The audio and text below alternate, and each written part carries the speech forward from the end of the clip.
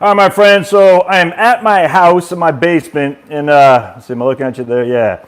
I got my electric bill the other day, and let me just tell you something. This makes me mad. I should have known better than this. Yes, this is financial planning related because I'm going to show you how you can save big bucks. Am I looking at the right way?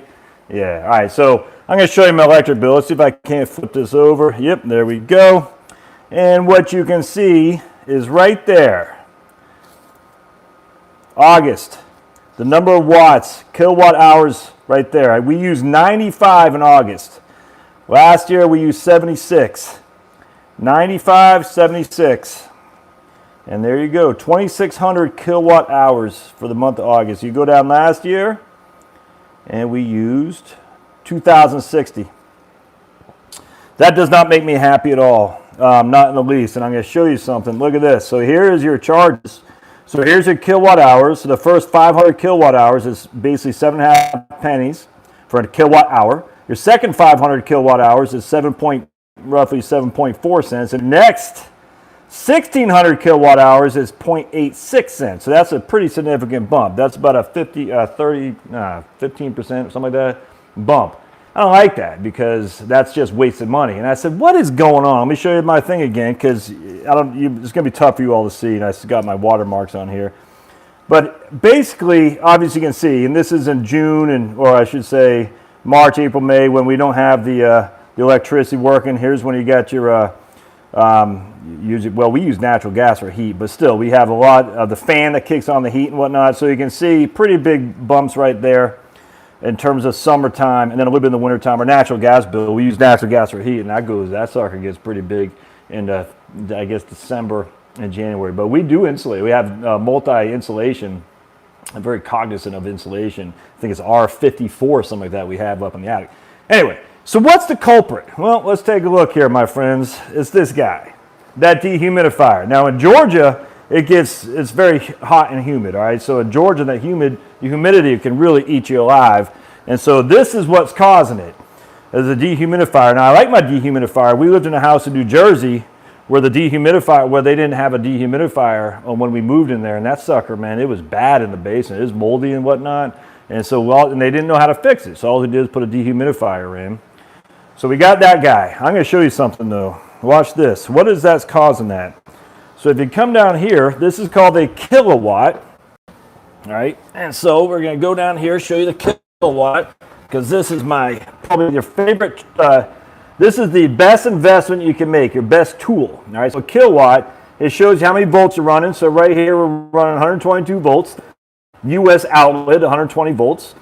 But it also shows you how many kilowatt hours you've actually used, about 2 hours, and I've used already 1 kilowatt hour. So that doesn't seem like a big deal. It's 7.5 cents, right? But watch this. How many watts is it taking? Look at that. 376 watts. 376. That's crazy. 376 watts that guy's taking. You times 376 by 24, and that's going to get your number of kilowatt hours you're using in a day. Then I don't even know what that is. 376 watts times 24 is, I don't know, off the top of my head is a lot.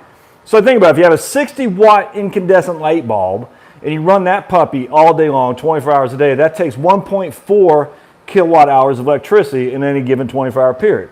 So that's, let's see, 60. So 370 watts is six times that? So 1.4 kilowatt hours times 6, that's like 8 kilowatt hours a day. Just on this guy right here. Now, I'm not saying don't use a dehumidifier. I'm just saying, do you really need to run it 24/7, especially if you haven't had any rain in the last couple of days? So the answer is no. I'm going to turn that puppy off because I am stunned at my electricity bill, and I don't like wasting electricity. So here's another thing you can do, and I did another video on this before, is you definitely want to get your incandescent light bulbs. Get them out of there. So if you have lights above your garage, let's see, and above your front door. So we had 4 fixtures above our garage. Each fixture has 3 lights. So that's incandescent light bulbs. That's 60 watts a piece, maybe 40, maybe 60. Certainly, hopefully not more than that. If you leave those puppies on at 8 hours a day, and then you got the ones out front too. That's 4, that's 12. That's like 15 lights right there at 60 watts a pop at 8 hours a day. And off the top of my head, I don't even know what it is. But that's another 6, 7, 8 kilowatt hours a day. So now you got 8 kilowatt hours a day from this guy. You got 6 or 7 kilowatt hours a day from your lights. That's 15 kilowatt hours a day right there on just those two things. I'm going to show you again. Look, we use, where was it?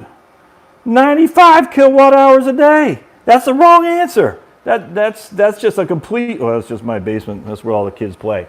That's a complete waste of money. So anyway, keep your dehumidifier on when you need it for sure. Just watch those kilowatt hours. I'm telling you, they can sneak up on you, especially when you're sitting there thinking, oh, Josh, the kilowatt hour is only, 7 cents. Well, it's only 7 cents for the first 500 kilowatt hours. It's going to be more than that once you start going above that, which it should. User pays, man. That's the way it should be. You use more kilowatt hours, more, i.e. electricity, you're going to pay more. And remember, this is electricity. This does not include natural gas. And so if you have a heating system like a heat pump that uses electricity, let me turn this guy off. I probably should just go ahead and turn that off while I was running there. If you have an electric heating system, your kilowatt hour is going to go through the roof because heat is the biggest component of electricity. Let me show you something, for instance, here. This fridge right here, that's not a very big use of electricity at all. You can plug that in on a 12-volt battery and you can run that puppy just off your battery in your car. Now, it does take, I think it takes 1,100 kilowatt hours to start it when the compressor in the back kicks in. But those things, these Energy Star fridges now are not very expensive at all. This, in terms of electricity use, this right here, man, you do not want to run a microwave if you're trying to low heat for sure, or low any heating property. You do not want to run if you can avoid it with your electrical bill, because heating is a big. It takes up a lot of kilowatt hours to run a heating component for sure. That's why I use a French press. So if you have a coffee machine, for instance, and you use a French press, remember, French press, you just put that puppy off the natural gas on your range. Let it. Natural gas is cheap. I love natural gas. I'll never move to another house that doesn't have natural gas. So now what you're doing is you got your French press, so you're boiling water. You got your Starbucks or Dunkin' Donuts or whatever you use, the coffee grounds. Ground those puppies up. And I did a podcast with Nicole Sauce from, where is she from? Living Free in Tennessee. Living Free in Tennessee is her podcast on her website, and she sells coffee. It's wonderful. Friends, this is a continuation on how to save money. My Wi-Fi kicked out when I was down in the basement, and it's off for a couple minutes. So I just want to give you the wrap up here, and I'll put these together so you can see it once and for all. So anyway, a couple things. I have on my blog, heritagewealthplanning.com, how to save money getting rid of your incandescent light bulbs and then turning them into the LED lights. That'd be a 7-watt LED light, which replaces a 60-watt incandescent light bulb. And basically, I break it down. Actually, I'm using 9 cents a kilowatt hour. Right now, it's 7.67. But anyway, you can look at that for what it is. So here it is, ways to save money. And we also did attic filtering. Like I said, we did some insulation up in the attic, whatnot. There's absolutely no reason not to save electricity because it is money, not literally, in theory, out of your pocket. What's the other word? Not literally, figuratively out of your pocket. Don't do that because that's money you could use. I'm telling you right here, I'll show you quick and easy on my blog how with just some energy conservation, how you can save $100 a month. All right, so we got right here, how to save $100 a month, and that's one of my podcasts I did. I mean, that's real money. And think about it. If you have Medicare Medigap premiums, let's say $150 a month, and I can give you a way to save $100 a month on your energy or your electricity, excuse me. Again, you got to make sure we understand this is electricity. This is not natural gas. This is electricity. But if I can get you to save $100 a month on your electricity, well, you just reduced your Medigap premiums by 65, 66%. And it's not that hard to do. Just got to, again, incandescent light bulbs, get some insulation, use a French press. And I want to share with you Nicole's here. She's where I go to for my coffee. And this is Living Free in Tennessee. And you can get some of your coffee that she does right there. And I can't remember the whole story, how she imports it, how she cooks it and roasts and all that. But I have a blog post. I'll post all these links to it. I'm a big fan of Nicole. I like what she's doing. In fact, she edited my first book. Her and mom did, Miss Lanny. Yeah, if I can. Yeah, this thing's just moving slowly today. And so Nicole runs a podcast. She's on episode 93. So if you're interested in, homesteading, creating a little bit more sustainable, not sustainable wealth so much, but if you're interested in creating more of a self-sufficient lifestyle, Nicole's a good place to go with it for sure. So this is the book, and she edited that. Her and her mom did, and so I'm a friend of hers for sure. But I'm also a client, so you should definitely look at her. Living Free in Tennessee. But let's go back to what a French press does. It cut me off. So a French press is all you're doing is you're grounding up your coffee beans. All right, so your coffee beans you can get them a whole lot cheaper than was already ground up for the most part. And you're grounding them up, and you're putting them, and then you're heating some water. All right, now you can heat the water on a range, you can heat the water on a couple sticks outside, whatever you want to do. But from a prepping perspective, being prepared for like a hurricane coming through Hawaii right now, and natural gas is pretty fluid, so natural gas stays on a lot more than electricity does for sure. But even natural gas can go off sometime. And so, how are you going to get your coffee? Well, you're certainly not going to use a heating element on a coffee machine. That's crazy. A, your electricity's out. B, if you're using a battery bank to heat stuff, just don't do that.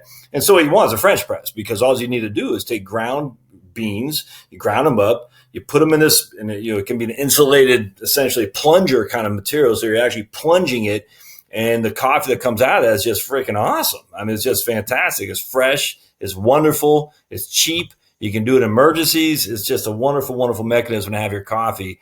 But it also saves a bunch of money. All right, so if you want to save money, get a French press because the grounds are cheaper. You don't have to spend a heating element for heating up on a coffee machine.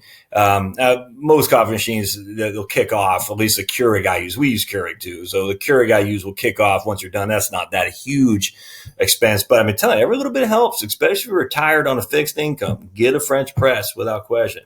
And so Nicole has the whole, if you listen to my podcast, she'll tell you how to make your best French press. Because I was like, Nicole, what do I do? And it was fine. It was good. But she goes, I do this and that instead. So I'll put the link to the show notes on the podcast. So that's 3 ways right there to save money is make sure you get that. I left it downstairs. Get that Kill-Watt tool.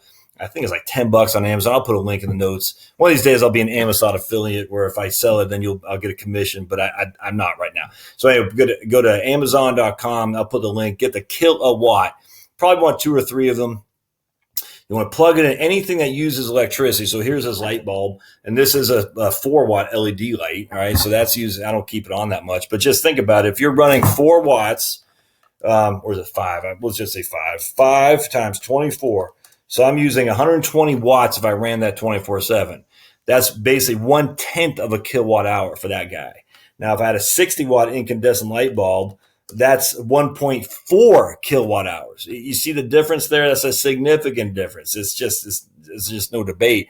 Now, an incandescent light bulb is cheaper indeed than an LED light, but LED lights, while they're a little bit more expensive on the front end, they're actually getting cheaper and cheaper as we go as well. So I'm a huge fan of LED lights for sure, especially in places where you leave the lights on quite a bit.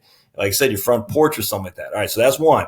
Number 2, understand what is taking electricity. Is it your heating elements on your dryer, for instance? The dryer is a big one. Anything that's heating, if it's an electricity run, it's going to cost you. So if you can somehow get your natural gas to do your dryer, and I don't know how to do that. You'd have to get a plumber, I imagine, to come out and do that. I don't think an electrician would do that. Well, I don't know. But anyway, get a natural gas to do your dryer. That'd be wonderful in terms of your electricity costs. Yeah, I'm not saying go back in the old days like my mom used to do and have all your stuff out there on clothespins. I mean, that's not really realistic in this day and age. But actually, what you want to do, if you can dry your clothes at night, is preferable than doing it during the day, just as less demand. That's just all there's to it. Number 3, another way. I'll give you another way. I do a lot of grilling, my friends, a lot of grilling. So when it's hot outside, like in Georgia, I don't want that oven on. I'd like to keep the oven off as much as I can for one thing. For first and foremost, the oven is run by electricity. So the least I can use the oven, the more I'm going to save. 2, the heat that the oven sends into your ambient temperature, that's a lot of heat. So all this heated air is going out into your room, and that's going to make your air conditioning kick on more. So that's another waste right there. So you got the ovens taking up electricity, spreading a lot of heat that's spreading throughout your home. That's going to take your air conditioning on some more. So you know what you do? You do a lot of grilling. Absolutely. So I got 3, not 1, not 2, but 3 of those Blue Rhinos 5-gallon things. And I use them all the time because I'm probably out there grilling 4 or 5 times a week. And my kids love the food being grilled. I love the food. And you're taking that heat that you were otherwise using inside your house and you're putting outside. And because of that, you're not using electricity on your oven. You're not using the air conditioning because of the heat going into your ambient temperature. And you're also getting better tasting food, in my opinion. Now, we still use the oven on occasion, but not that much. So you want to think about that. Ways to reduce electricity, just common sense thing. Try to go outside and do a grill. Do not use your electricity, and particularly during like 5 to 8 or something like that is the biggest demand. So dry your clothes in the early morning or the late night. Absolutely. If you can pay somebody to come in there, fix your dryer up to natural gas, man, that's a wonderful, wonderful mechanism to do that for sure. If you got a heat pump, you're going to have to pay for electricity. There's no getting around that. And the heat pumps are generally better in a more moderate climate. So a heat pump in Georgia probably works pretty well. But again, if you have electricity running anything that's heated, you're going to have a bigger electrical bill for sure. And so then try to your best to cook outside as much as you possibly can. See, I cook outside in the wintertime as well. It'll be, freezing 28,000 below zero, and I'm out there with some ribs. Oh man, I don't care. I love it. It just tastes better. It's cheaper. It's easier to do. It takes the burden on my wife from having to cook stuff. And man, I just love it. I can be out there and I can do that all day long. Like I said, when I said retirement planning, when they were saying you're only going to spend $500 a month on food, not me. I like food. It tastes good. And I like to eat. So anyway, hope this helps. I'll put these links on the blog, on the post here, and I'll put this whole show notes on the blog at heritagewealthplanning.com. So if you like what we talked about and ways to save money, click on the subscribe button, please. Subscribe. I'd love to hear your comments. I was talking to a guy, Corey, put a note on here on my YouTube channel about using an 80-volt electric mower versus a 40 volt. And so it was interesting having a discussion with old Corey. So if you have thoughts and concerns or whatever, or comments, I should say, about ways to save money, man, put them out there, because I don't know everything. You don't know everything, but combined, we can probably get a pretty good gauge of some simple ways to save money. And again, even if it's only $100 a month, that could be your Medigap premium right there, my friend. So Heritage Wealth Planning is a blog, and we'll see you next time on the Heritage Wealth Planning YouTube channel. Thanks now.